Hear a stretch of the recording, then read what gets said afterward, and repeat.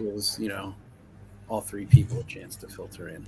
So we're live now. They heard me say that. So, hey everyone. I don't know who's in chat. Looks like we have like one viewer at the moment. So yeah, Mike M's here. Cool. Hey Mike, thanks for stopping by. Sorry it took us so long to get going. Well, we could go around the horn and do introductions. I don't know. I don't typically do that. Maybe it's a new thing that we can try, or we can just get into it. So I am going to give TPR the floor because this stream is really going to be conversational surrounding some of the ideas that he's had regarding role-playing predicated on our previous stream. So Jax, Ben, and myself, we've been discussing role-playing and horror role-playing, just role-playing in general, and really kind of trying to drill down on specifics with definitions and the expected criteria that certain individuals or that any individual might have, like the criteria that would be in common, because not everyone's going to view role-playing or role-playing games in the same way and have an identical definition, but there have got to be those points of commonality that we can sort of draw a through line through. So that's what Sable. I'm going to call you Sable. Yeah, that's fine. So he can start if you're okay with that. Me just kind of doing that to you. No, I'm fine. All right, cool. Pardon me as I'm eating lunch while we're talking. And also, thank you everyone for joining me. Thank you, Ben. Thank you, Jax. Thank you, anytime. Apologize for that. Kind of seat of my pants in it here. Apologize. I had a rough day at work today. I'm kind of zonked a little bit, but go for it. Well, I mean, I'm happy to go with introductions as well. Yeah, go. Go for that. See, I'm so scatterbrained. I mention it and then blow past it. So please go ahead and do that. I mean, I know we've all been here, but I met Bacon in Heath's Geekverse and all of his streams. We just clicked. We've been some of the major participants in those chats, and we're both moderators for one of his channels now, and we've been kind of talking off and on ever since. And about 4 months ago now, I guess, something like that. 4 months, 5 months, whatever it is, we started talking pretty regularly about all this kind of stuff and actually working on things together in a haphazard fashion. And then after Bacon started his channel, it kind of inspired me to follow suit. So that's what the branding is with Titterpig Rancher. I don't have anything on my channel yet. Still work in progress. But I have been thinking about the subjects and writing stuff down. And after your guys' stream, all three of you, I guess it was the last one you did, talking about the definition of role play and a lot of the specifics of the activity and that kind of stuff. It really sparked some ideas that helped to refine the stuff that I'd been working on and talking about with Bacon up to that point, and that's why we're here today. I've played RPGs for decades, so the philosophy of game design has always been very interesting to me. Not just RPGs, like actual game theory, and his common words commonly used kind of a thing really resonates. So I've been trying to work on that level. So that's me. Welcome. Yeah, I'm glad to get everyone in the same room together. So yes, good to connect. It's great to, like I said backstage, it's great to be able to talk with you guys in real time for the first time. Yeah. So we want to do. I'm sorry. I didn't mean to interrupt. No, I just said I'm excited too. That's good. It's late. Yeah, we all seem so excited today. Yeah. We're all super.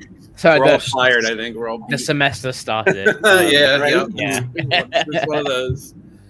Just got home from work or late at night, or we're all eating in the middle of the day or whatever. We're all super high energy here. Super high energy. Let's talk about That's this roleplay then, stream. yeah?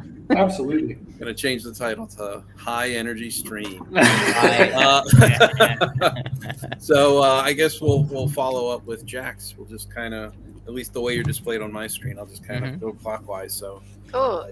and Yeah. I think we've covered it before. I have a PhD in film. I've dabbled in game design and game writing for the past couple of years, and have been very interested in particularly tabletop spaces from a research side for the past 18 months, and I'm delving more in depth into that, which is I think how you and I started talking, Bacon, about it. Was just like yeah, kind of getting into deep theory around tabletop, and we just started having. You were having these conversations. We were having these conversations, like just personally, and then it was like, well, let's just have them publicly. yeah. And that's how. And I'm gonna lay it up for you. That's how I met Ben. Yeah, I met Jax at Worldcon through my PhD supervisor Esther. Was like, you should talk to Jax, and I was like, okay, and met them at Worldcon, and straight away we had this conversation. It was like, holy shit. It's like, And Esther is the chair of Worldcon. yeah, Yes, yeah, she was the chair of Worldcon. She's Yeah, the chair of this year's Right. Worldcon. Yeah. No big And deal. yeah. Just just a a massive global science fiction convention. Yeah. Who seems to know everyone as well, which is crazy. Yeah. Also, can I say her mom was so into Worldcon? Yeah, she was. adorable. I mean, look, if my daughter had ran something that massive, I'd be into it too. You know what I mean? It was so yeah. sweet. It was. Her mom was a delight. That's awesome. Sorry to interrupt you, Ben. No. So I'm Ben. I'm currently doing a PhD, so I'm a PhD candidate in fear and tension and tabletop. And I actually completed my study this week. Actually, my first initial study. So I'm the fear tabletop guy. So I make my players anxious. I joked that the other day. I was like, "Yay, my study's about invoking anxiety in my players," and my second supervisor looked at me and said, "Oh boy, I can't wait for the ethics form." So that's me. I stress my players out in a fun way. Yeah. In a fun way. Ethically. That is not a supervillain origin story by any means whatsoever. What do you mean? What do you mean, adversary GM? You ethically stress your players out. It's okay. It's Yeah, ethical. ethically. That's what they're signing up for in the kind of games you run, man. It's all on the table right when you start. Hey, I mean, Dead Space next week is Absolutely. Yeah. Anyway, back to you, Bacon. I'm Bacon. Hey. That's it. That's all I got. If you're here, you probably know who I am. So we can get going. No. Everything is better with bacon. Yeah, everything is better with bacon. Breakfast, lunch, dinner, snack, late night snack, early And breakfast, second lunch. And RPGs. Yeah, Wait. yeah. Crispy bacon, antiques RPG. Does second lunch come after early breakfast? Look, don't question the order. All right? Okay. I apologize. You need to take that up with the Hobbit. Yeah. Look, I've got a weird eating schedule, all right? All right. So the reason that we're here is because Sable had come to me. Was it like a week ago? Maybe a little bit more than a week ago. Yeah, it was.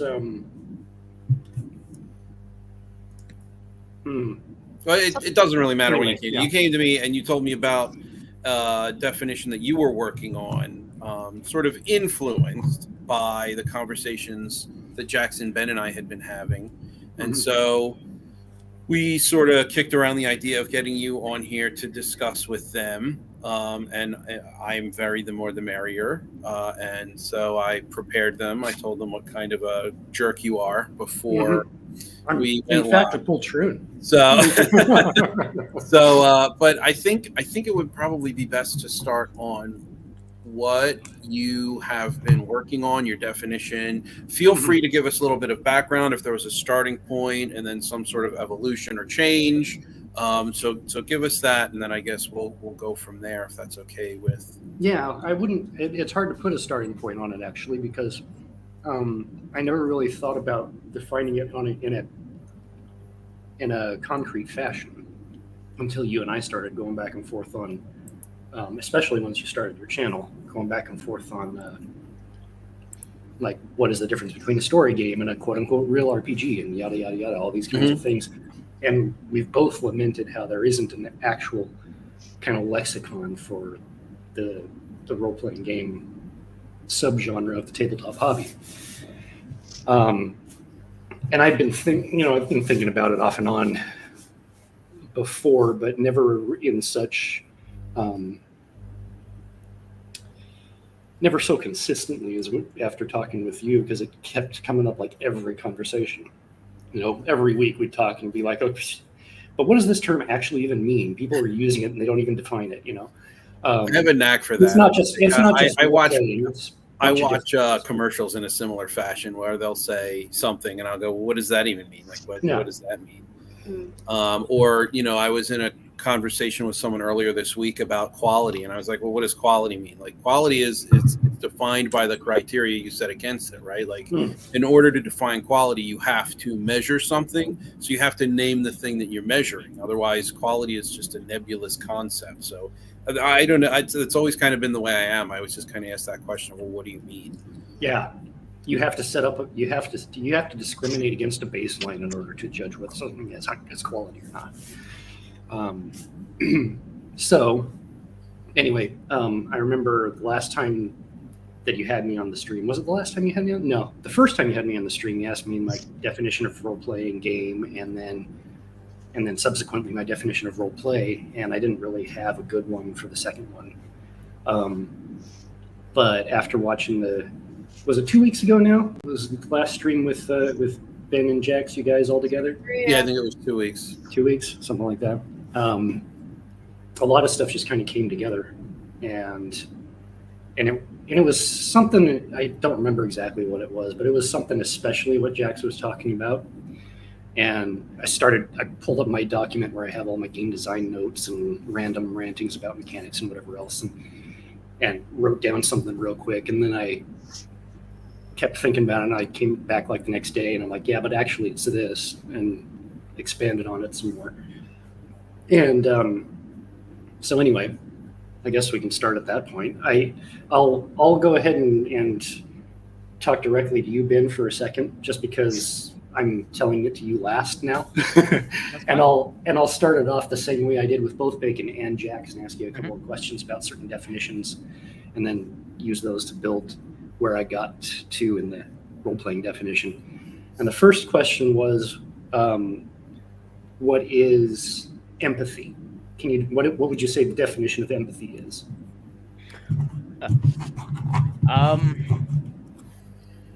It's emotional understanding, because you can be deep. Oh, okay. Preface: you're asking a dyslexic.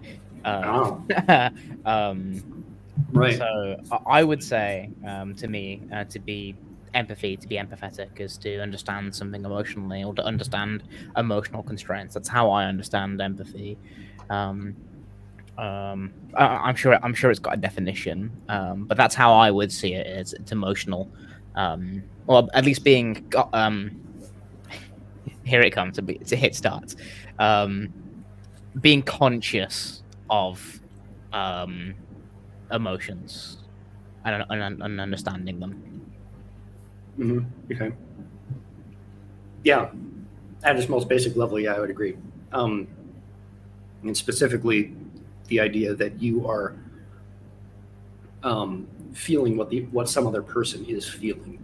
Yeah, it's kind of an induced emotional state, right? It's like you are feeling the same emotion somebody else is feeling, not because of your situation, but because of their situation, and you're placing yourself into their shoes, essentially. And the other question that I had was anthropomorphization, the definition of that. What would you call that? Oh no, that's giving something that isn't human features and qualities, right? Yep. Yeah. pretty straightforward. Yeah. So, I like where this is going. okay, cool. I had that same reaction when he asked that second question. I was like, where it's going. Yeah, I was like, yeah. Okay, all right. So yeah. So I'll take you stepping through my thought processes where I went. The very first thing I wrote down, and I liked it because it was simple. I like to make things as simple as possible, but no simpler. Someone else I know. And I just put down definition of role play, externalized empathy. And then I was like, well, okay, after thinking about it a little bit, that's not exactly specific enough. Because you could go and empathize, and it wouldn't. You can empathize with somebody and then express that empathy, and it doesn't necessarily mean you're role playing, right? Mm-hmm. But what I would say is a better idea of what you're doing with role play is personalized, externalized anthropomorphization. And I used anthropomorphization because, like I said to Bacon a while ago, you could role play as a chair, you could role play, and people role play as something not human all the time. See, even beyond that, though, where I landed on it is that the character concept is non-human, and so that's what's being anthropomorphized, regardless of the form that character takes. So it can still be an anthropomorphization, even if it's still a human. Yes, right? and I character with human-like qualities. And I ultimately arrived at that same idea, because what you're actually doing is constructing. It's a completely mental construct of something that is not yourself. So you have to anthropomorphize whatever that is. You're anthropomorphizing something that doesn't even exist. So my final definition that I wrote down was, in specific, role play is empathizing with anything other than yourself, then behaving as that empathy would indicate. And now I'm very interested to hear about feedback. There's some specific things Jack's talked about the last time too that we'll definitely need to get into as well, that were very interesting to me. But well, it isn't. So looking from how the internet defines anthropomorphic, it's giving something that isn't human qualities. But yeah, what happens if you're role playing? Like, so when people make characters, sometimes they will make themselves, or they will make an image of themselves, and they're still role playing a human. So would they still be? Is that still anthropomorphizing if they're role playing something that is human?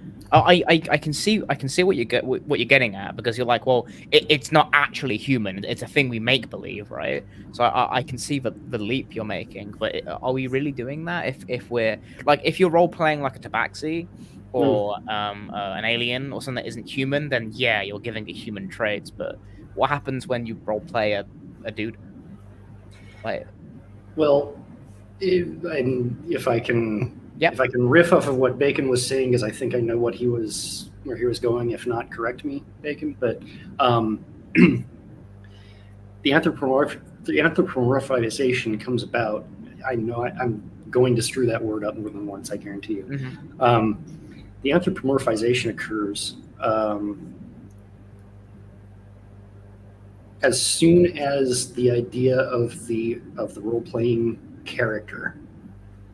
Like, so the role-playing character is nebulous and unformed. And then that thing you give a structure to based on the game rules. So it is now something else that is, it is a construct. It is not in any way human until you invest it with human qualities. And by human, I don't mean 2 arms, 2 legs, and a head. I mean, this person has emotional responses to its environment that I can relate to as a human being. So it's in that process, as you're creating something, as you're building something to role play as. In that moment, you're being anthropomorphic with it, to give something human qualities, because it's not so that you can relate to it in any way. right? I Otherwise, have some comments to make. Jackson looks like Anthropomorphization, but yeah, I wanted. Yeah, I think you guys have some I can see thoughts coming out. You're, yeah. It, take it away from roleplay for a second. Mm-hmm. What you were describing, and this may be incorrect, is hitting me as if, were you to take a literary character, you are sort of implying they are not humanized. Not human, maybe not humanized, though I think that's probably a distinction that we would have. This is the thing with a word like anthropomorphic, right? Right. Like the way that I was viewing it, and maybe this will help, and say, well, if I've got it wrong, correct me. But I think that's going to be this entire conversation, so I think we can just dispense with that preamble. The character does exist apart from the player, but the character is just a list, right? It's just a list of traits. It's just a list of. It's a descriptive list of. It's literally pen and paper. Exactly. Yeah. Pen and paper, and so that's kind of what's being anthropomorphized in a very 10,000-foot view, non-specific sort of way. You're taking the abstract and making it concrete through the active role play, and that's what you're using anthropomorphic to indicate. Yeah, exactly. Right? Yeah. Cool. I think it's maybe and I said this before, the thing that I think you really hit on is the empathy thing. I want to throw it back to Ben, but that's what I was like. I was like, oh wait, anthropomorphic, like it's almost like, remember I said I was like sort of having like I needed to mull. Yeah.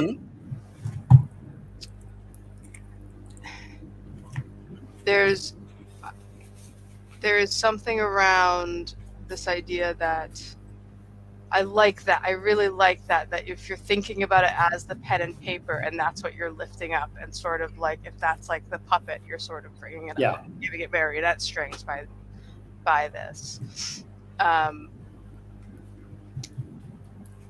It's and the other thing Food says down there, it's a homunculus. It's or a golem. Right. That's a good way to describe it. And I think it's almost like, and I would just push you to be more specific on that. It's not just because you're not just acting as the empathy would dictate, right? It's like because I can act as my empathy dictates as myself. That's true. Mm-hmm. Right, but it's taking that empathy and understanding and applying it to there's like it's so right. It's so right. It's just I feel like it's missing like a little flirt. And that's one of the big reasons I wanted to have that I was excited and to look forward to talking with you guys too, is to help really nail this down and hammer it out so it clicks all the way through. Yeah. Because I think I keep running up, I think, against that same little mental snag as you are, where it's. But I also do think that the idea of holding up that pen and paper and the list of numbers and words on it and saying this is its own being. So now I'm going to anthropomorphize it. There's no other real word I can think of for it.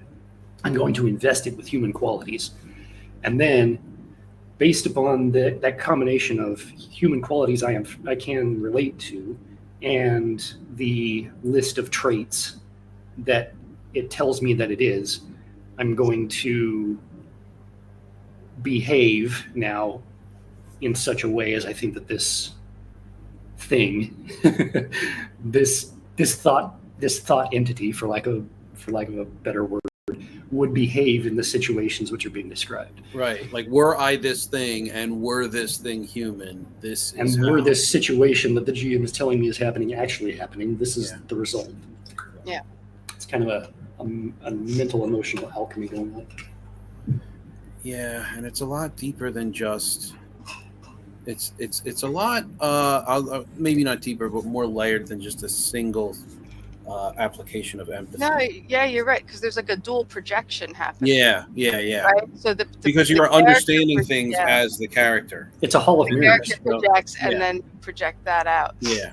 Yeah, it's a hall of mirrors because there's no actual traits or anything there that you can like. There's no behavior outside of yourself that you can anthropomorphize the way we do with animals all the time, or even because it is just a list of traits and numbers and whatever else on a sheet of paper. There is no physical form even that we can look at and say, oh, this would, if I were this tree or chair or whatever other non-human form, this is, you're not applying those human relatable behaviors or attributes to even an external thing, object. It is all still coming from you, unless you want to think that of the sheet of paper with writing on it as the external thing. But it represents the concept of something that doesn't even actually exist, right? So again, it's like a hall of mirrors. You're holding up a mirror to this aspect, and then you're projecting onto the mirror and then playing off of what bounces back at you. Yeah. Ben looks deep in thought. Go on, Ben. There's two things. I'm having this internal battle with using anthropomorphism because sometimes I suck with the definition of words. So as we've been talking, I've just been going through a list of definitions online. Depending on which definition so if you were to put this out into the public, depending on how they understand the definition of that word is going to very, very differently change how they look at it, because some definitions say it's giving a human trait doesn't isn't human. Yes. Sometimes it says looking at things that are animalistic that have human traits. So I think that you would definitely need to have a solid definition of how you're interpreting that. And then, are you talking about the word empathy or anthropomorphization? Yeah. And what's the word? That's an excellent point, and you just made me think of something. What is the word for the actual that psychological phenomenon where humans will tend to see human faces and things that have no face? Oh yes. Uncanny Valley? No, it's I know, I can't remember, but I know exactly what you mean. Google to the rescue. It's like seeing Jesus in toast. It has a name. It's a human thing to just. It's like you can look at. It's like the face on Mars, which is not really a face unless the light hits it just right, or looking at clouds and seeing faces in clouds, or looking at a mailbox or the front of a car and saying, "Oh, that's a face," Comments have come through. Pareidolia. So pareidolia might be actually, given the whole idea of the Hall of Mirrors effect, that might even be a better word. Although no one's going to look at that for the most part and know what it actually means is the problem. I 100% see. I can see what you're getting at. I'm just trying to. I'm being really, really anal. That's because I can see what you're getting at, but it's like my black and white brain is going. Yeah, I hear you, because I want to pull us back a minute from roleplay games and think about how apply, because roleplay is a really broad term, as we've discussed before. Yes. Mm-hmm. Right? How take I think the anthropomorphization aspect, how does that work in roleplay therapy? How does that work in acting? How does that work in other roleplay settings, basically? Well, don't actors method act, and don't they sometimes an actor is going to be a monster, like Benedict Cumberbatch was the dragon when he mocap dragon for Lord of the Rings, right? You'd argue is exactly that, right? Andy Serkis. Or would you argue that they're taking the script, the character off the script, and anthropomorphizing that, right? You could. Yes. This isn't a criticism. This is me saying, like, Yeah, well, No, in no, my it's head, I good. was like, no, they're role playing, but no, we're discussing a definition of role playing, so it just comes back to that, doesn't it? Right. So recursion. I think this would be very prevalent for role playing therapy because it allows someone to kind of look at something potentially traumatic, and they're able to kind of make a little bit of a detachment from it, and they're able to like sonify onto something else, because we're all very aware when we are role playing, right? It's a cognitively thing we do consciously, right? Yes. So I think when you're giving a character sheet the human traits like that's the bit where like I'm 100% with you. It's like you're taking the character sheet, you're taking this imaginary thing and you're making it human. But I think that relies on the game being like more feature of the mind. What happens if you have tokens or you have models and you have things that look human and are human? Does the definition still work in that instance or in that context? Oh, sure. That's a good point because It is a good point, but I don't see that that's a difference. I think a difference of kind, maybe, but not degree, if that makes any sense. Or difference of degree, but not kind. Yeah, I think it's definitely and I think the difference is sufficient enough. And pardon me, Jackson, I'll say this real quick and then get out. I think the difference is sufficient enough to provide reasonable challenge to the word, because effectively, if I have a plastic miniature of a human, that is giving plastic the features of a human being. So, like, even in its form, it becomes a pretty significant challenge to the word. So it could be that the word form factor is immaterial, though. We anthropomorphize things like nutcrackers, or we do, but your Cupid doll or whatever else all the time. Stable, you have your definition written out in front of you, right? Yeah. Can you reread it out again, but instead of anthropomorphize, say personify? Personalized, externalized personification. In other words, empathizing with anything other than empathy. Personalized. Personified, not personalized. Personified, externalized. Personified, externalized anthropomorphization. No, empathy. Oh. Right? Isn't it? Isn't it empathy? Where's that was the original. So personified, externalized empathy, you're saying, would be a better way to define role playing? I'm wondering if switching anthropomorphic for personified is better. Ben said personify, and it just struck me as, isn't that what you're getting at? Like, yeah, the attribution of a personal nature or human characteristics of something non-human. They're very similar to each other. Resemblance of an abstract quality in a human form. So is personify also applying to non-human things? Well, says Oxford Dictionary. Yeah, personify is another. That's interesting. I didn't know personify is another. Definition says transitive verb. Think of or represent an inanimate object or abstraction as having personality or the qualities, thoughts, or movements of a living being. To represent an object or abstraction by a human figure, or to represent an abstract quality or idea. Actually, you're probably right. That probably is a better word, because anthropomorphization is not only that a 10-cent vocabulary word, but it's also one of my favorite words. So that's probably why I've landed on it. There you go. Because you're also an Animorphs fan. No, actually, although I do know what Animorphs are, and I read a couple of the books, but did I just help science?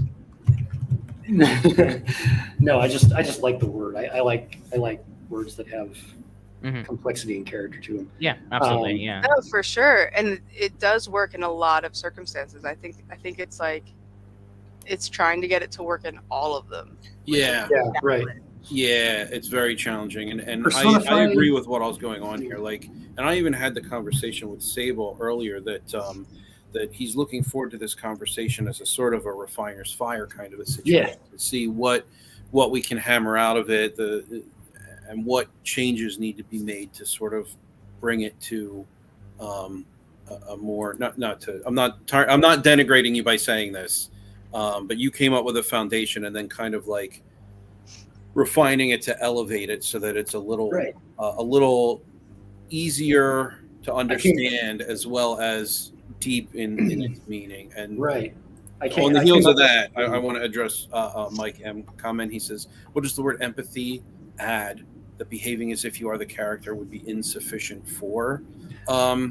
I guess we could kind of get into that discussion. In my view, empathy adds a layer of emotional understanding, as Ben had spoken to previously, that behaving as if you are the character could imply, but empathy definitively implies. So it's really a semantics thing, in my view. I think you could probably interchange them. In one way, it is a semantics thing, but in another, I don't think so. Because as I was thinking about this more before we had this conversation right now,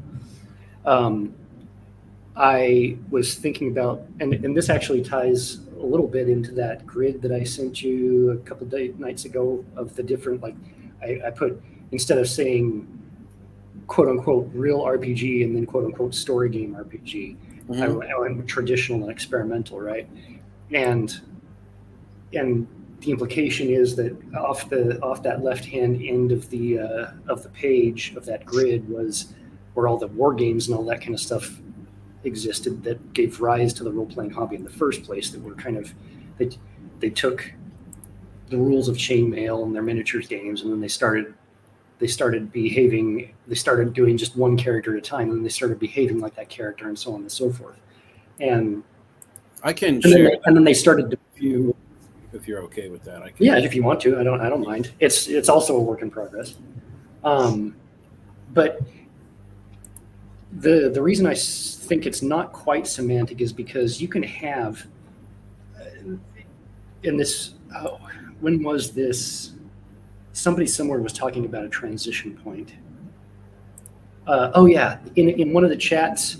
In one of the chats of was it on Heatspeak first, or was it in your channel, Bacon, where I don't remember if it was PHR Bex or somebody said like the transition between war game and role-playing game was when they went to one character or to one figure on the table instead of an army. I do not recall. Okay. That one. Anyway, somewhere in some chat recently, somebody said something along those lines, and that struck me because it was like, no, it's not just that, right? You can have a skirmish game where everybody is just playing one character on a table, and you don't have any more emotional understanding of that figure than you do of if you're playing the general who's commanding the entire theater in Axis and Allies, or if you're doing the general in the tactical game, like in a game of Gettysburg or something like that. The transition between a miniatures game and a role-playing game is investing that figure, or it could be a meeple, it could be a scribble on a whiteboard, whatever it is. It's investing that representation with human qualities and starting to empathize with it. So I don't think that like, it's a good point, but I don't think it's just semantic. I think there's an actual activity going on, and that's been playing into these ideas about this particular definition. Yeah, I agree. I actually agree with you. I think it's that Hall of Mirrors thing to me. Because I can behave as though I am Bacon, which is what I believe Bacon is acting like. God right? help us. Right. One of me is bad enough. God help us if there's two. So there's me behaving as though I am you, and there's me behaving as though I believe you would behave. Yes. Do you like? I know that sounds like almost identical. No, I think they're. I agree with you. I think they're sufficiently different. It's a different. matter of perception. It's a matter of perception and perceived perception. And it's taking on it's that ability to take on the perspective of another person and apply it, which I think is why having the word empathy is so vital there. I think it was a really good thing that you hit on having it. I'm gonna throw a curveball. What was that? I'm gonna throw a curveball. Throw it. So obviously we all look at roleplay on a much deeper level, and we think about like the real nitty-gritty, which is all we're having this conversation today, right? But sometimes when people come to engage in roleplay, they play to win and they play like a game, but I would still argue that they're still role-playing because they're playing a character that isn't themselves, but they might not be emotionally invested at all.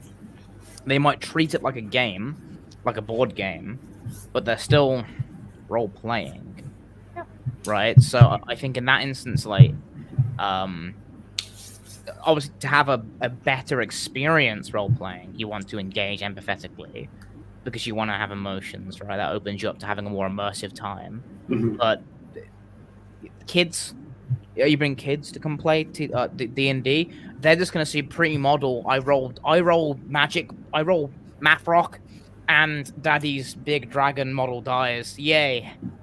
Let me throw another curveball back at you, Ben. I love it. Come on, Jax, come on, let's go. All right. Are they role playing, or are they playing a role playing game? And there's that. Yes. Yeah, like one of them implies. What you guys just did there. Hold on. Yeah, one of them implies there are qualified different types of role play, and the other implies that the role playing game can be executed without actual role play, which I think it's been an idea that I've sort of been espousing the whole time from the start, right? Yes, 100%. Doesn't mean you're playing a role playing game. I love what just happened. I'm so excited. I'm literally bouncing in my chair because what you guys just did was almost beat for beat my thought process behind that exact question. Like I was like, oh yeah, but what about the people who come and play to win, like the adversarial guy who's trying to beat the GM? Yeah, but that's why we need a definition for a role-playing game, because they're just there. And I know you're going to hate me, Bacon, for this, but this is what I think that Ron Edwards was doing with GNS, and making a difference between gamism and narrativism and simulationism, even though simulation doesn't really fit on that same spectrum. We've talked about that too. But you can play a role-playing game as a game, just like Bacon has said many times before. And in that case, yeah, you're trying to quote unquote win.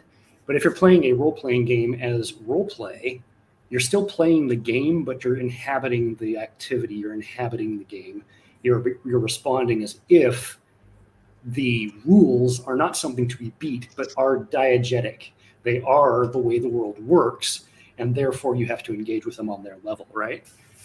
And so there could be the argument, yes, they're playing a role-playing game, but they aren't really role-playing. They're just I agree. Yeah. But I had this back and forth, almost the same beats all the way, even Bacon picking it up at the end. I had that same process go through my head too. It's very cool. Very cool to see played out in real time. Yeah, point contested. I think, I mean, they may think they're role playing, right? I mean, ignorance is bliss, right? Without having. I agree. They think they're doing it. No. I'm kidding. It's dumbass children. Stupid kids. Not having fun, right? But get off my lawn. Yeah, right. But you must have fun the right way. It's only funny if you lose. I've said that a few times.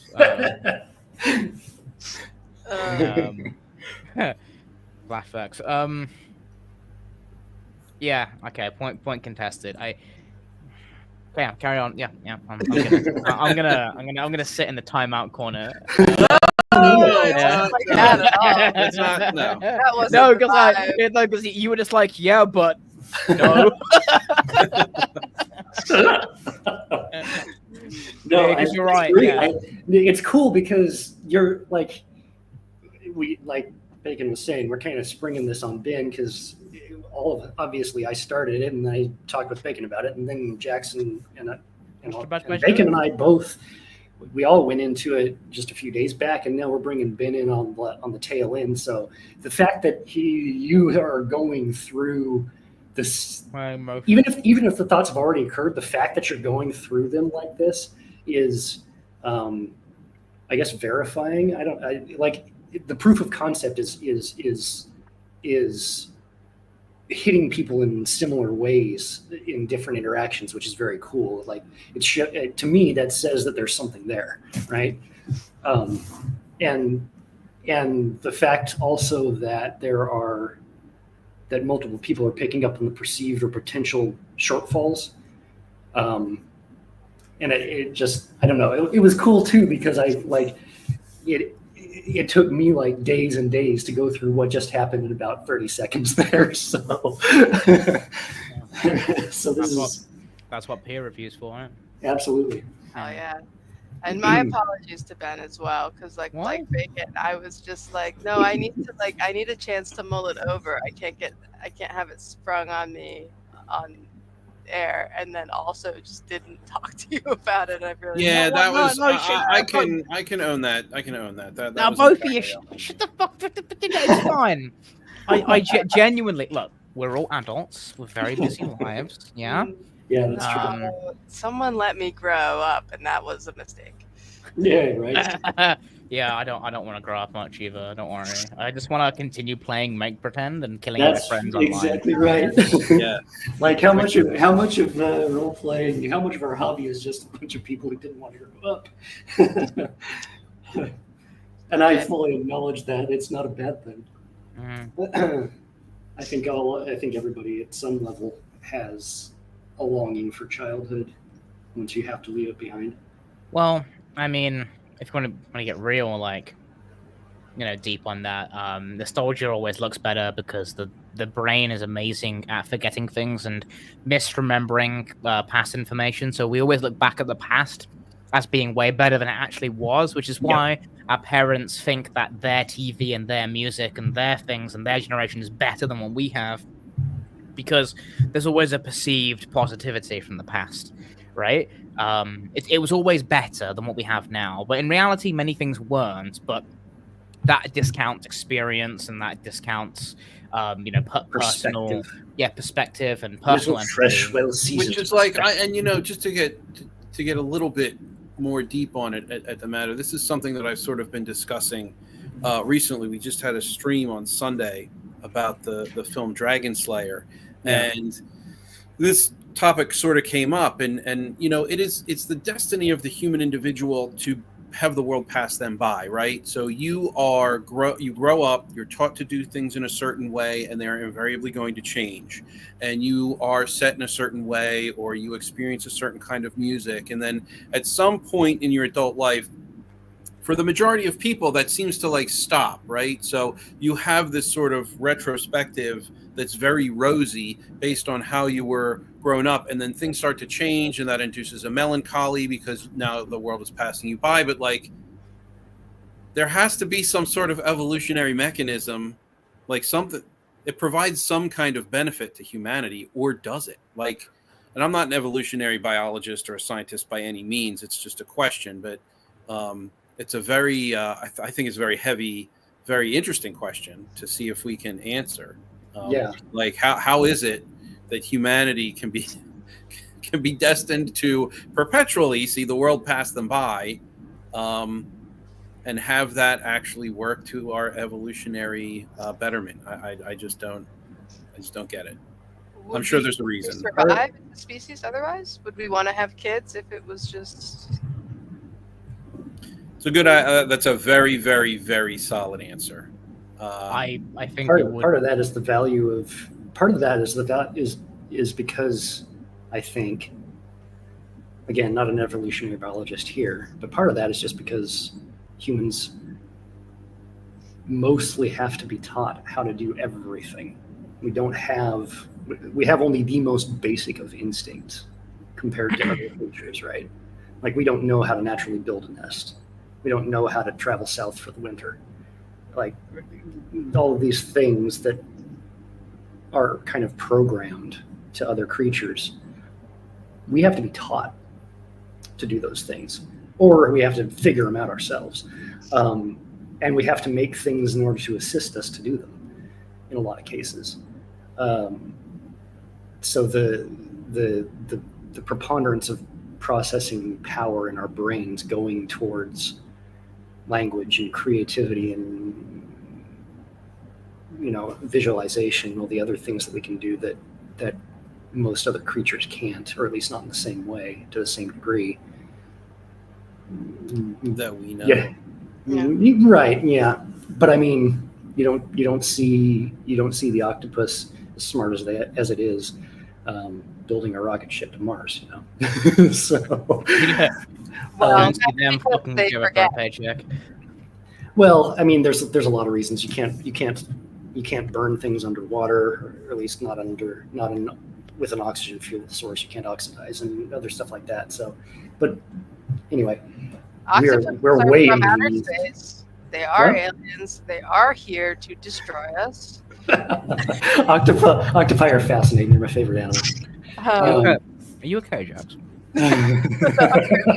Is there an anti-octopus underneath the face? They have Not green. Someone in the room with you right now, blink 8 Blink. times. Blink exactly 72 times. I mean, they do have blue blood, and they I'm have veins in genuinely their arms. really What do you want? frightened of them. I No. find them really frightening. They're really smart, Yes. Oh yes, it's but they have terrible memories. So I'm just convinced if they ever gain the ability to remember anything at length, that they will take over the part of world. it. They don't bad. necessarily have terrible memories. They just don't store the memories the way we do. Their brains are like distributed through the nervous system all the way throughout their bodies. It's really weird. Anyway, I mean, like they can memorize, like they observe and can reason. Like how do they figure out how to get out of their cages? Get out of their aquarium. Well, that's what I was saying. But you might know more because you said that it's your favorite animal. My understanding is that they can learn things, but they have to relearn it basically every day. Mm. So they can do it over and over again, but they're learning it every time. Hmm. They're figuring it out again. So they can't I build. don't know that there's any evidence for that, because once they've learned a behavior, they can replicate it There you go. without having to sit there and go through all. I've this stuff. digressed us so far away. Yeah, I'm we're way off the subject. Yeah, this is Anyway. like, sorry. all right, man, this is left My of bad. left field. so sorry. My bad. I'm so I sorry. went on the let's talk about nostalgia, and then we No. got onto octopuses ruling the world. Yeah. Okay, how many of us have ADHD though? Because Hey, look, shiny math rock. Shiny thing, yes. absolutely. Chase shiny thing. But going back to that though, like that's a nice segue back though. There is a physiological phenomenon where, like you can't actually remember pain, right? Yes, Like this is why. Like, you can remember women that don't you were in remember the pain. pain of childbirth. Like genuinely, Yeah. women don't remember childbirth as painful as it is. Yeah, exactly. So like you physiologically cannot hang on to the memory of pain that you've experienced. Yes. Even emotional pain, although it lasts longer, eventually time heals all wounds. Not really, but it does mean that you eventually cannot remember the anguish of the moment of the event. You just remember the event, and the bad parts of it. Physiologically, it's like the way our nervous system is constructed. It's not just it's not just the filter of time passing per se. It's not just distance from the event. It's that the bad stuff doesn't hit as hard anymore. And the good stuff stays good, stays just the way you remember it, right? So a lot of I think a lot of what we are looking for with something like role playing is that ability to engage in. So like memory is a form of make believe, right? Because the past isn't. There's only the now, and so even though we quote unquote remember it just the way it happened, quote unquote, which nobody does, what we're doing when we bring that memory up is in essence the exact same thing as if we were daydreaming about the future and making it up. Oh, this, if I'm going to go on this date and the person is going to come to the restaurant and I'm going to give a bouquet of flowers and like a kiss for it and yada, yada, yada. And none of that happens, but we can build it up as if it were a memory. It's just a memory that hasn't occurred yet. And we do the same thing in role playing. And I think there's a lot of value that we get neurologically out of being able to exist in a situation that isn't happening right now. Isn't that just maladaptive daydreaming though? How do you mean? Well, doing that, like thinking through a scenario and living into it. Isn't that like when you're thinking through your roleplay experience, it's like, oh, I'm going to play my game this week. This is what I'm going to do. This is what I want my character to do. It's no different. I mean, it's no different than what we do when we say we're going to, like, when we're thinking about what we're going to do at a job interview, or we're going to give that talk, or we're going to go and play that that sports game for the big for the championship, the local championship, or our kids are going to go to their sports game and they're going to win, and yada yada. Like, we do this all of us do this all the time. And when we get into those situations, they never play out the way that we envision them, right? I think the big difference is that there are some things that we know we are going to do, and there are things that we know we might not do as well. And I think being able to tie a sensibility of not risk aversion, but like we can calculate statistically kinda ish the likelihood of that thing actually happening, so we can gauge our expectation level, right? Because sometimes we go to play a game. So, example, my players are all very, very excited because I mentioned maybe making a BattleTech game, and they're all like, "Oh my god, I'm gonna get all of this." And I'm like, "Slow down, you're getting tanks." But immediately, right? They have this kind of expectation of what it is they're gonna want to do, and it's like they've already got this idea of I bet you they've already gone through this thought process of what the game is going to be like, what that character is going to be like, and what badass shit they're going to have. Because every player does that. When you're going to go play a game, you think about, oh, this is going to be like this, and then the actual game is a very different experience. So there's, and that's where it becomes an actual role-playing game. That this gives in. You've actually very nicely segued into the further developments of that definition. Is that like the definition we've been talking about so far can just be freeform role play, right? Like it could be improv, it could be or it could be sales training role play, or whatever other kinds of role play that you can employ that activity for. But in a role playing game, you now are interacting with a set of unchanging restrictions upon that activity, i.e., the rules from the game book. And those are going to place boundaries on what you can and cannot do without breaking the social contract that is that role-playing game now. I wouldn't necessarily say it's the book. I'd say it's more a GM, because the book is a guideline. Well, sure, but the experience, the experience that you want to craft, semantics. Sorry, everybody can. No, you're right, but there's the set of confined rules that there is still an agreement of this is how this works. Yes. You're not. No, I'm with you. Sorry, I want to go back to briefly, and I'm sorry to interrupt. No, go for it. How dare you? Telling your players that they're going to play BattleTech and then giving them tanks. Is this a horror game? No. Right. Oh, dude. Give me the same point value of tanks as you get in your mechs, and I will school you. Absolutely. Let me, if I may have 5 minutes to explain why I'm giving them tanks. Of course. Right. So they're gonna play in a sphere. They're going to be part of a division. They're going to be a tank company. Actually, some of them might be watching, so you're getting spoilers. They're going to be a tank company. Session 1, they're going to go into a mission. They're going to be in like a tank formation, and they're going to be attacking the enemy. And a tank's going to get detonated. The next player is going to be ordered to fill the hole in the gap. Another tank's going to get detonated. The next player is going to be told to fill the hole in the gap, and they're going to go forward. They're going to lose half their column. They're going to get to the firing position. They're going to see a bunch of mechs. They're going to fire down the hill. They're going to completely fucking obliterate them. They're going to have this awesome mission. They're going to return back to base. And as they return back to base, the enemy are going to artillery strike their base. And that artillery strike is going to take out all of the mech pilots because they're going to target the mech bay, right? So the base is now being attacked. They have no mech warriors, but what they do have are these 5 to 10 tank crews that know how to pilot mechs, and they need someone to defend the base. They're going to be ordered into the mechs to fight the enemy. They get their starting mechs. So they get to do a tank mission, they get to do a tutorial in something smaller with less weapons to kind of learn how the game works. Then session 1 or the session after, they get given the big mechs with all the guns, and they get to blast shit. That's brilliant.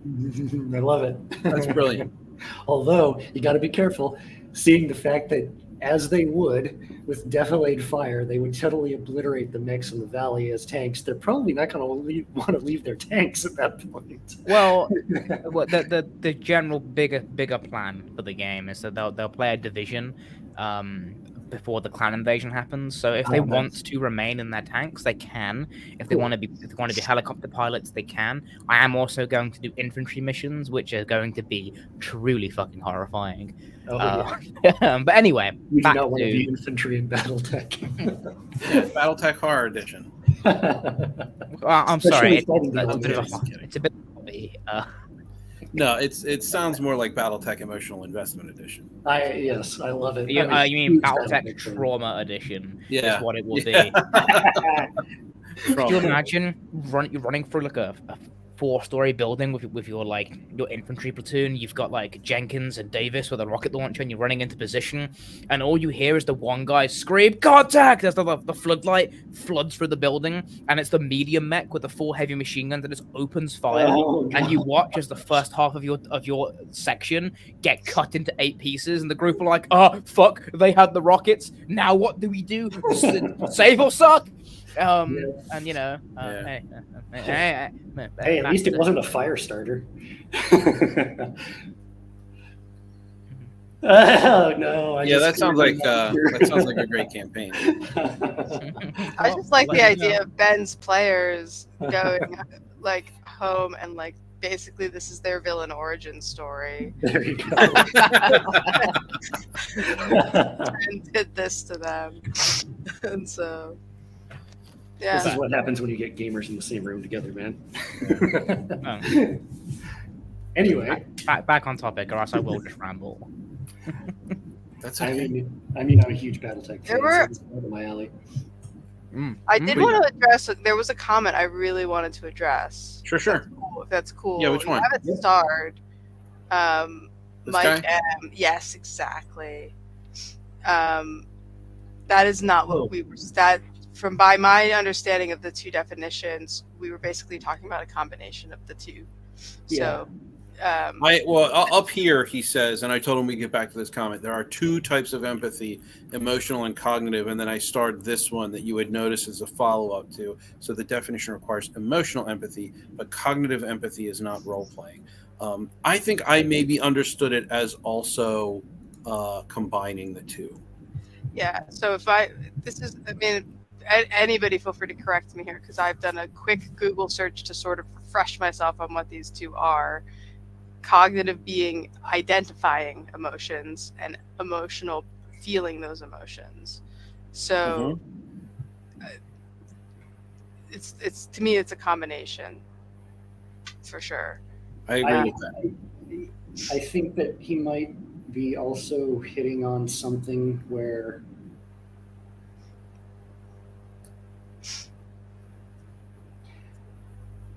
the cognitive empathy part would come in with your interactions with other people at the table, the other player characters, right? Because cognitive empathy is actually looking at somebody and saying, oh, that person's sad.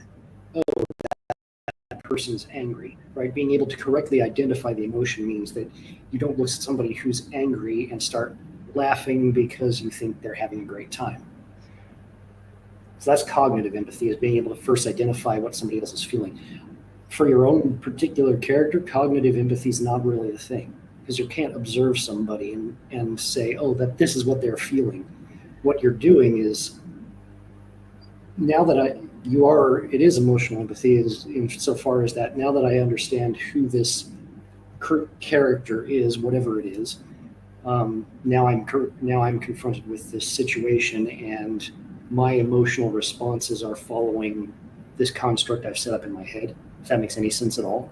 I mean, I think you could do it that way, but I also think that, like, I know I certainly, like, when I'm playing, for instance, I am not very seat of the pants. It is very much, I have to think, okay, actually, what would my character do in this situation? It is cognitive for me personally. Like, it's not like just like, well, I'm reacting this way and therefore I'm going to do it. It's kind of like, no, let me kind of separate out a little bit, identify from this character. Yeah, I can see. And I've been in situations like that too, though, where it's like, hold on for a second. I have to pause and I have to think and I have to figure out what my character would do in this situation. I can see what you're saying. That I've done that before. Most of the time, at least once the thing is, though, that usually that happens mostly at the early part of the game, where like the first 4, 5, 6 sessions or whatever, where I'm learning the character and the world that they're in. Eventually, it's like, no, you're right. You do have to have both of them. But I think that as time progresses and you become more and more familiar and comfortable with the character and the world, then the responses shift more towards the emotional empathy responses than the cognitive ones. I think that'll actually vary by person. That's for me, at least. I think that'll vary by person, not by Yeah, for sure. That I'm talking. That is one of the other reasons that I want to have this kind of conversations. Is I'm only one perspective. I can't have any other perspective of anybody else but myself. So no, I think you're right. What I might see as a natural progression may not be.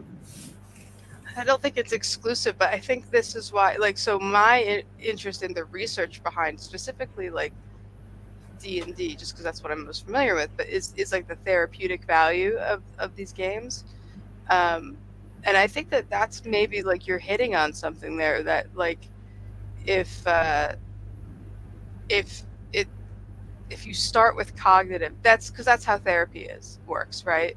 Is you have to make a choice, you have to consciously do it, and eventually it becomes second nature, right? Mm-hmm. So the more time you spend with a character, the more perspective taking you or practice that with that character, the more second nature it becomes. I can see why like that would be. I mean, I think it's like a much bigger idea, actually. I'm quite excited by that idea. Sorry. No. Don't apologize about any of that. That's all good stuff. Like I said, I'm just one person. I think that also, we do want to make sure before we end the discussion, your point about the difference between sympathy and empathy and how people get the two confused definitely needs to be part of this though too. Oh yeah, so Ben, I really wanted to draw a line between like sympathy and empathy, and like that I find those things, I struggle with confusing them often, and at least in terms of like the application of like, so like say you're playing a character that's like an evil character, right? Because I can see somebody, I said this to Sable and Bacon, I can see someone be like, I don't empathize with this character, like this is a bad like that's not what's happening. And I think what they would mean is that they don't sympathize with the character, but you do have to empathize with an evil character in order to make evil choices in a game context. Yeah, and people do that all the time. Otherwise, Breaking Bad wouldn't have been a smash hit, right? Yeah, but that's infamy, though, isn't it? That's what? That's infamy, isn't it? What do you mean? Infamy? Infamy? The character's infamous. Oh, yeah. Well, I mean, like by any objective metric, the stuff he ends up doing is horrible. Like he's a bad person. Or he ends up as being a bad person by the end of the series. But everybody wants him to win anyway. I mean, it's and if you can look at what he's doing and recognize that the things are bad that he's doing are not things that anybody should be doing. But we've seen the progression and his own emotional journey doing that, so we understand why he's doing it. And we still, we're still involved. We're still enthralled. We're still drawn in. We become invested in what does happen to him because we can understand the processes that started him into the end point where he becomes, callous drug lord. That's sympathy.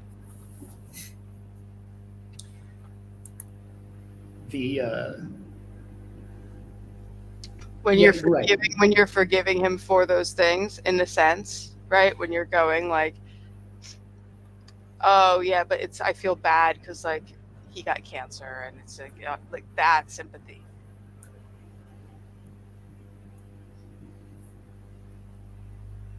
It's a mess.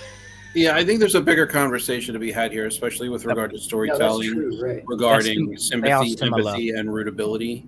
I think it's difficult because they're very similar emotions. Because you can be sympathetic and empathetic to something at the same time. Yes, Right. And I think what I worry what would happen is we would spend way more time fighting over the definition of the two words rather than looking at how and why we'd apply them.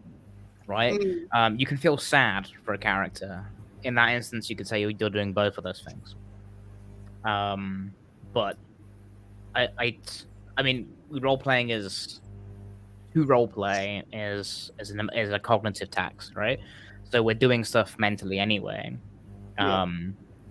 even if it's on a very minor level. I would think players would be, at most, I'd think players would probably be more sympathetic to a villain, maybe, than empathetic, because it's possible if let's say a villain that's doing a bad thing to do good, you can be sympathetic for that because logically you can kind of make that. Well, I can see why you're doing that. You're still an arsehole though,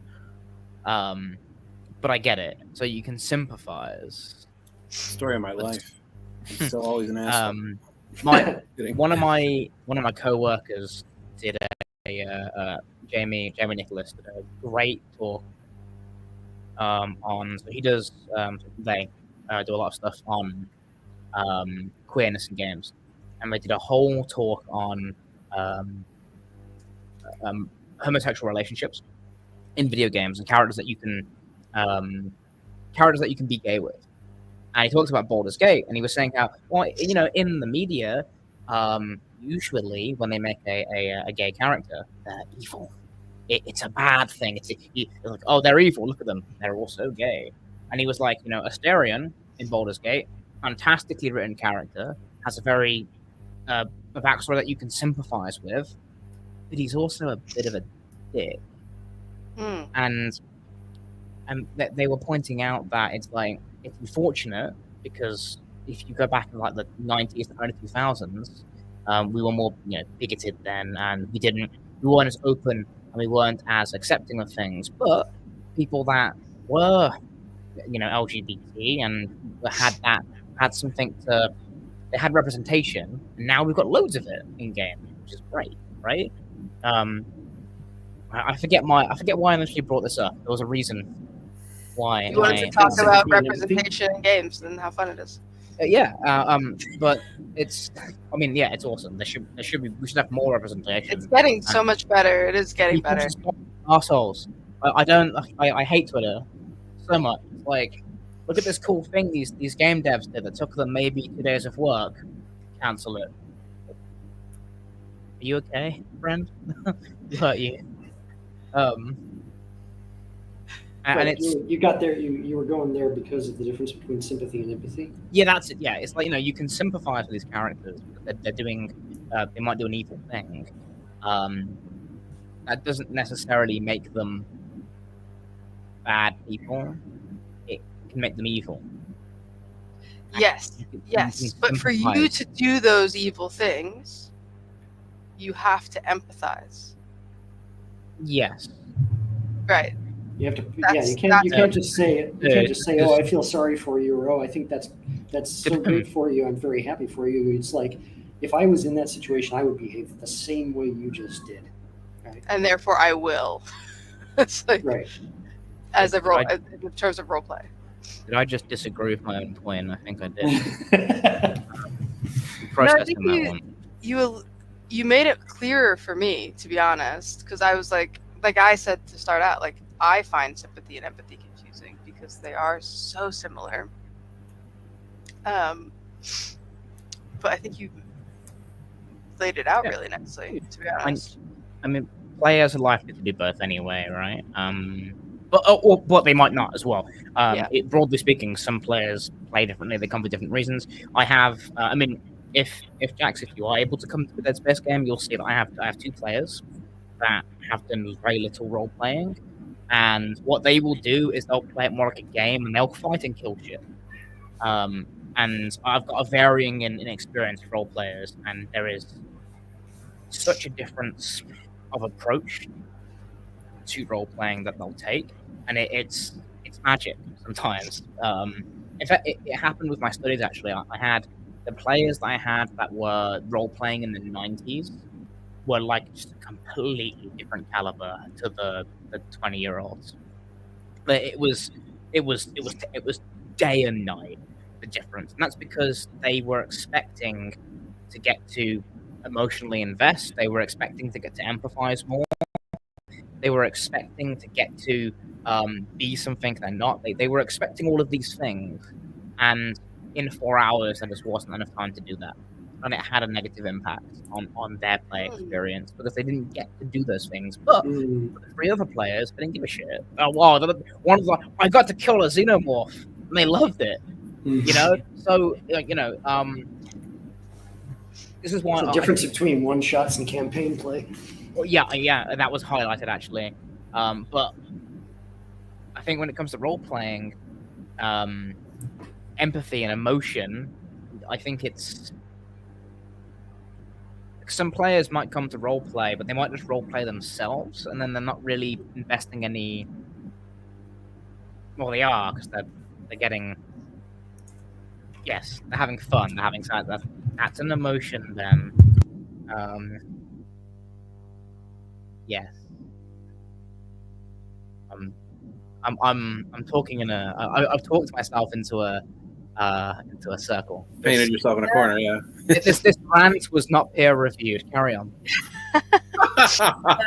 It's not a data driven. Hey, peer review is tough these days. That's we had a whole 20-minute argument about the definition between anthropomorphic and personified. Yes, it is. To a definition of what? Sorry.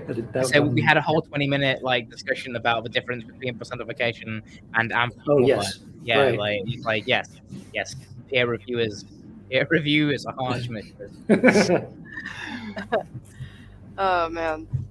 But yeah, even if I think I've not on stream, but I mentioned this to Bacon before that even if you're role playing yourself, it's not yourself. It's it's sort of like time travel rules, right? So it's you've created a duplicate of yourself, and therefore exactly.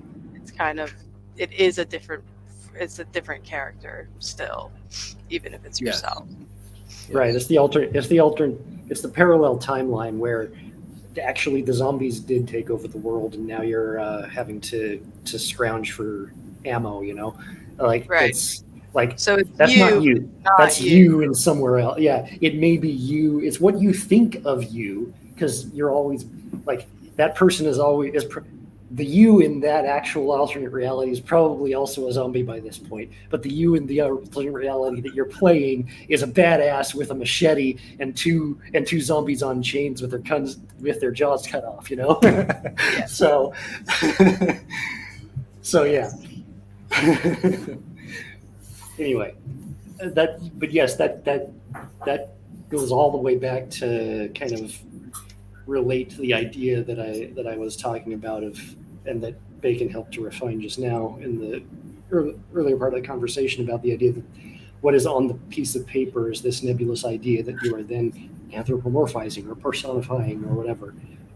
And I guess personifying may be better because there's an implication that personification is something that you actively do in the moment almost. Yeah. Yeah. So that would imply that it's an activity rather than just something that you're kind of making intellectual exercise. That's interesting that you would say that, because there's a topic that I think I want to bring up for another stream. This is looking down the road that would involve that, I think. I'm not going to speak it out loud in the moment because I know it'll start the conversation, and I don't want to start the conversation right now. I want to wait for it. But I will. I'll float it past you and see what you have to say. And I know, Jax, there's a topic that you would like to get to that you have. Oh yeah. Me that I would like to. I think it is. It's gonna make people mad. It is, but I think it's absolutely worth a stream. So I think that planning moving forward and sort of expecting this stream to wind down because I know it's late for you guys. I think that we can plan those topics. I think for 2 weeks from now and then 2 weeks from then, I think is the schedule we're generally on. And they should be fun. They should be really fun and interesting. And I feel like I didn't say much this time, but I feel like that was best because I think that it was sort of the interaction between Sable and you, Ben, and you, Jax, that really was the star of this particular story. I've really enjoyed tonight because you've made me really think. Awesome. I'm only cool. 2 years into my thesis. I'm 2 years into being like what I would consider like a true academic. Even though I've been teaching for 6 years, this for me is like I'm being more scholarly and I'm thinking more like this. So tonight was great because I had to sit and think, and I had to sit and Google things and be like, I need to compose something and think before I say. And it was great to kind of have that back and forth and be like, well, no, actually, or yes, actually. So tonight's been very thought-provoking. So I appreciate everything that got brought forward today. It's been great. Apart from when I went in that circle earlier, I am very tired. I'll edit the video. I'll put up a big blank card that says, no. Bye. I'm kidding. the old style 50s test pattern. I will say that I have also had a fantastic time, mostly listening, but discussing this with you guys. I think that I do think there is still value to the word anthropomorphize in the context of the conversation. However, I think it may be a diminished role that it takes because it's not. Well, this is something I need to think on. I don't want to sit here and just kind of speak into the ether because I'm going to end up talking in a circle and contradicting myself. But I think that this is probably, a topic that we could continue to sort of hash out over time, kind of revisit it, see if anyone's had any thought and come back to it, see what the new thoughts are. Definitely. Yeah. Especially as far as it relates to, like, because we touched on it a little bit and mentioned how I was relating the activity of role-playing to what is a role-playing game. I think that interaction becomes if we get a solid definition of what is role play that we can all agree is generally accurate and handles most of the contingencies, then that's going to impact on what we define a role playing game, the activity as. Yeah. So can I ask the question? You just did. Go for it.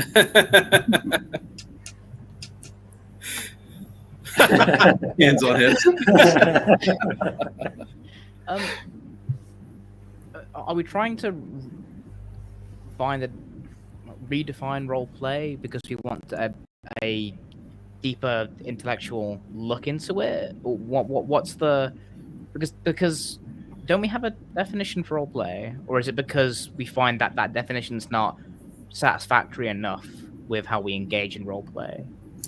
That's a good question. I started off wanting to create a definition, as I usually do. I started off creating definitions because I wanted to exclude things, and then as I get more into, honest discussion, honest discovery, and honest critical thought, it sort of becomes not necessarily a tool by which to exclude things, but a tool by which to hopefully create a lens to find the common pieces between the different definitions that people will have, so that we can then approach the different games or types of role play with a clearer understanding of how people expect to engage with them, but also how people expect to understand them. So it's kind of spun on its head, at least from my perspective. Okay. Because that's really it. It's like it's a big old effort to just have some fun conversation, but I think B, to learn what people expect from their own definitions of role play, find the common threads, and then go from there. I think it'll provide a lens through which to view. Okay. All right. I appreciate it. I was just curious. Yeah. Have either of you? I sent it to you, Bacon, or at least the link. I don't know if you've read it, but have either of you guys ever read or heard of the article "I Have No Words and I Must Design"? I have seen it actually. I've seen it referenced in the papers that I've read, but I haven't read the actual thing. I can send you guys the PDF of it if you want. You mean legally source it? Yeah, it came off of a. I downloaded it from a what was it called? Academic something or other. I forget the URL. But yeah, it's freely available. It's not like a academic paper that you have to pay to access. Yeah, because that's kind of the whole reason that article exists. Is like, okay, we use these words. What do they actually mean, and what do people mean when they use them? Kind of a thing.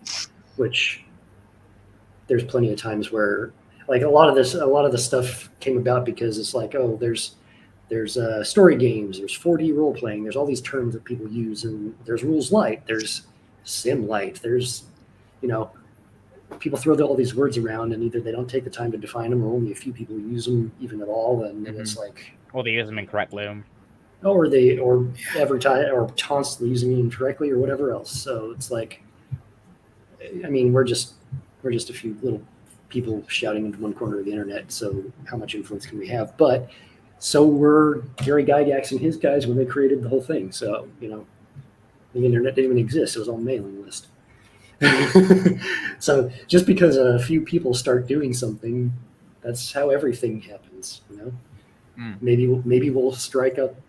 We're not the Forge, but maybe we'll end up coming up with something that's just as important as GNS theory or whatever else, regardless of how accurate it is. Okay. I'm with you now. Right. And maybe not. Maybe we're just people having fun talking about ideas.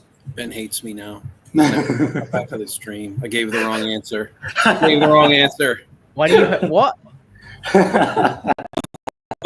On why we're defining things. I gave the wrong answer. I'm kidding. I incorrectly answered a rhetorical question. Yeah. No. It's fine. Don't worry. I'll kill you next Saturday. It's fine. I'm sure that I will die. No. What do you mean? No. We actually have quite a few players now, actually. So you might not. Actually, I think I need to spawn an extra handful of necromorphs now. Well, that doesn't bode well for my survival. Don't worry. At least one of you has a gun. I know for certain. So don't worry. You've got a weapon. It's a plasma cutter, right? No. One of the characters is making an ex-soldier, so they'll have a gun, Nice. pistol. Okay, I think I just read that character concept. That's it's pretty neat. That sounds like a lot of fun. Well, if I you're think free it on will be. Saturdays, I think I will. What's that? if you're free on Saturdays, you can come. Depends on the time. Depends on Saturday. Oftentimes. Um, How many players are there already? I probably won't be able to do it, Ben, just because of family commitments. Yeah. yeah, it's just it's Well, It's more I'll than- tell you it's more what. than one. Before we Really? get into all this, I'm going to just go Yeah, ahead let and me. stream. Yeah, Yeah. I'm sorry. yeah. No. We'll talk It's about not. this off stream, but We yeah, can still have the conversation. We'll just not be Yeah, recording. stream. Yeah. But yeah, I guess we'll Someone else is end close. here. Thanks everyone for attending. Thank you to all the audience participation. Thank you, Jack. Yeah. BGD's Thank you, here. Your Ben. squad at your seat at the table's here. Thanks all everybody Thank in you chat. for having me back. Thank you, Jax. Thank you, Ben. Thank you, Sable. Thank you. Thank Ben. you, me. Of course, you're welcome. And we'll be here next time. I don't have anything scheduled for Sunday. I don't have anything scheduled for next Wednesday, but we'll get it up. It'll I'll put the waiting rooms up and we'll figure it out. I might well, we'll see. But I'll see you all later. I'll talk to you soon. Bye. Bye.